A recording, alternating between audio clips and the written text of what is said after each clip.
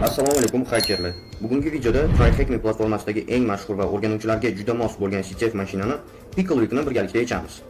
Bizning asosiy maqsadimiz Rickni yana odamga aylantirish. Bu video orqali siz quyidagi bilimlarga ega bo'lasiz. Web sahifalarni tahlil qilish, command injection zaifligini aniqlash, root bo'lish jarayonini o'rganish. Shuning uchun videoni oxirigacha ko'rib boring. Va biz bo'lmasam boshladik.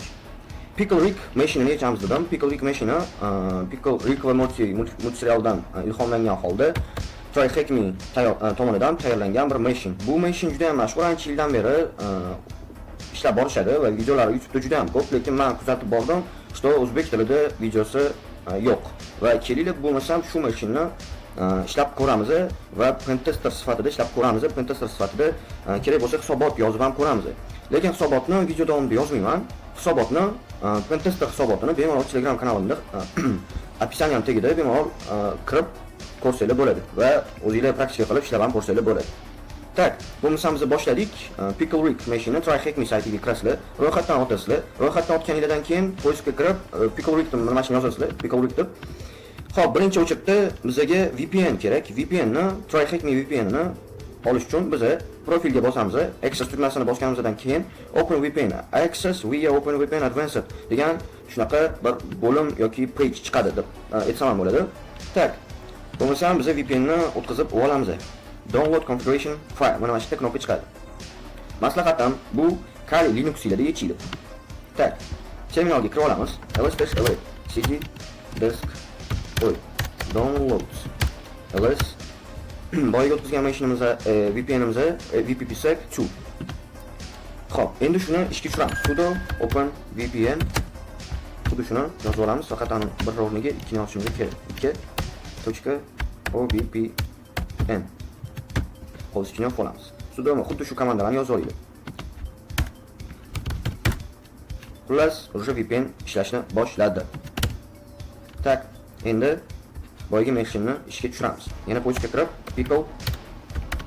PickleRick mashinani qiramiz. PickleRick mashina chiqyapti. Tak, start machine bosamiz. Starting your machine, please wait. Men bu mashinani ishlab ko'rgandim, shuning uchun 60 sekund vaqt berdi kutish uchun va kutamiz. Xo'p, ko'rayotganingizday menga target IP adres berdi. Target IP adres berdi. Buni men kopiya qilib olaman va ishlayaptimi, ishlamayaptimi tekshirib ko'ramiz. Yangi mana shu joydan terminal ochib olamiz, yangi oyna ochib olamiz. Bu oynani vashshi yo'qolmaydi. Tursin shunaqa qilib sizga xalaq beramiz. Ping jo'natib ko'ramiz. Hozirgi ishga tushirilgan mashinga 10.10.76.99. Ko'rayotganingizdek menga javob qaytyapti. Ping dash ketyapti deb aytsam ham to'g'ri bo'ladi. Ping ketyapti. Tak, endi qiladigan ishimiz Nmap dasturi bilsanglar kerak. Nmap dasturini va Nmap dasturini bilmaganlar uchun yaqinda Nmap dasturi haqida men video chiqaraman, video darslik chiqaraman. Tez orada va kutinglar. Nmapni ishlatamiz. Endi xuddi shu IP ni tekshirib ko'ramiz. Eng birinchi aytishimiz berilgan IP mazmunini tahlil qilish. Buning uchun Nmap ishlatamiz. Aytib o'tgandek. Hop, Nmap-sc-sv bu Nmap propertilari va tez orada chiqariladigan Nmap darsligimda shu propertilar va Nmap to'g'risida batafsilroq tushuntiraman. Helikopter ochib olamiz. Tak, ko'rayotganingizdek, menga Nmapdan javob keldi. 22-port SSH va 80-port HTTP ochiqligini menga aytdi. Va endi biz SSH ga hozir kerak emas, e'tiborni hozircha HTTP ga qaratishimiz kerak. Ikkinchi qadam endi o'sha HTTP dan tekshirib ko'ramiz. HTTP ochiq ekan bu IP adresda. Help Morty, listen Morty, I need your help. Yordam ber Morty, eshit Morty, sening yordamingga muhtojman deyapti. Qolganini tarjima qilishim shart emas, vaqt ketib qoladi. Tak, F12 yoki inspect kod orqali kodni ko'ramiz. Ko'rayotganingizdek mana bu yerda kommentariyaga olingan HTML kod bor, orqasida not self remember username. Username bu yerda bor ekan va buni biz saqlab olamiz qayergadir. Ctrl C. Men saqlash uchun ko'pincha men Notion ishlataman. Notionda o'zimga kerakli ma'lumotlarim bor. Tak, username Rick yozib qo'ydim. Va oxirida hisobotni ham tayyor qilib ko'rsataman sizlarga. Keyingisi endi username olganimizdan keyin robots.txt faylini ko'ramiz. Ko'p veb saytlarda robots.txt bo'ladi. Robots.txt ni bilsanglar kerak nimaligini o'rgatib o'tirishimiz shart emas. Robots.txt'da shaxsiy saytning ma'lumotlari ko'pincha saqlanadi. Oddiycha qilib tushuntirsam. Xo'p, bu narsa menga parolda ko'rildi. Bu multichlardagi Rickning o'sha mashhur gapi bu dabadab. Xo'sh. Password. Chiroyli bo'lsin shu. Password. Parol. Xo'sh, bizda endi login ham, parol ham bor. Endi biz login page qidirishimiz kerak. Login page bize GoBuster orqali ko'ramiz. Hop, GoBuster ham o'zini parametrlari bor. Dir -u http berilgan target IP adres -w user share word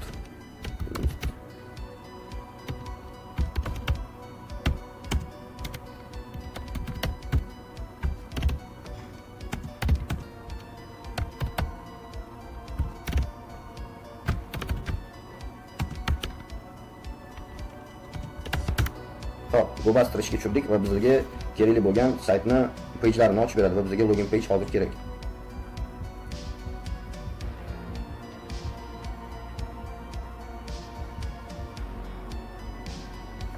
Kerakligicha biz bu yerdagi savollarni o'qib turamiz.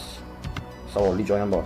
Mana this Rick Mortis same challenge requires you to exploit a web server and find three ingredients to help Rick make his potion and transform himself back into a human from a pickle. Bu yerda aytilyapti, bu Rick va Morty multfilmning mavzusidagi sinovdagi web serverdagi saytlarni ekspluatatsiya qilib, Rickga elixir tayyorlashga yordam beruvchi 3 ta ingrediyentni topishing kerak. Bu topshiriqda virtual mashinani ishga tushirish, va web ilovani o'rganish Machine IP quyidagi savollarga javob berish kerak ekan. Birinchi savol so'rayapti. Xo'p, Rickga kerak bo'lgan birinchi ingredient nima deyapti? Keyingi savol, Rick tayyorlanadigan elixir uchun ikkinchi ingredient nima? Rickning elixirdagi oxirgi va yakuniy ingredient nima deyapti? Ingredient. Xo'p, bu yerda hali ham pejani qidiryapti. Vot, mana endi login page chiqib keldi. Ko'rayotganingizdek, saytda login PHP ekan, PHP da yaratilgan ekan.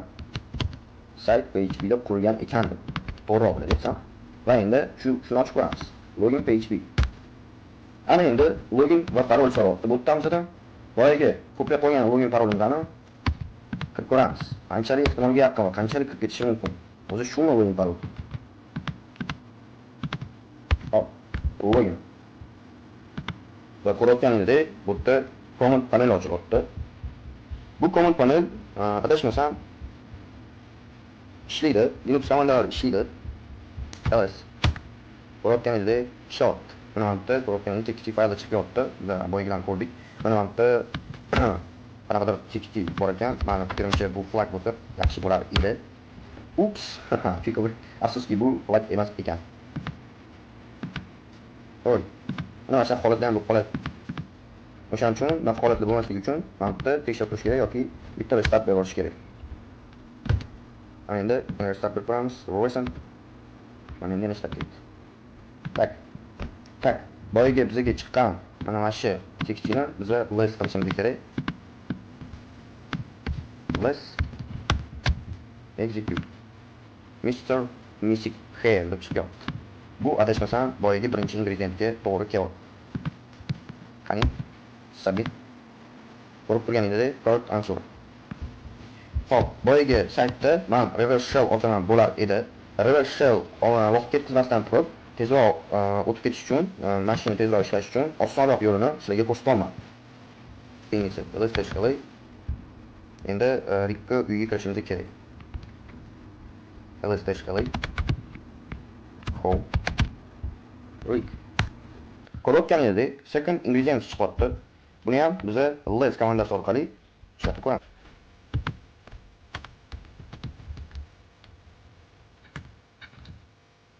Tak, mana ikkinchi flag ham chiqib keldi. Ya'ni flag emas, ikkinchi ingredient.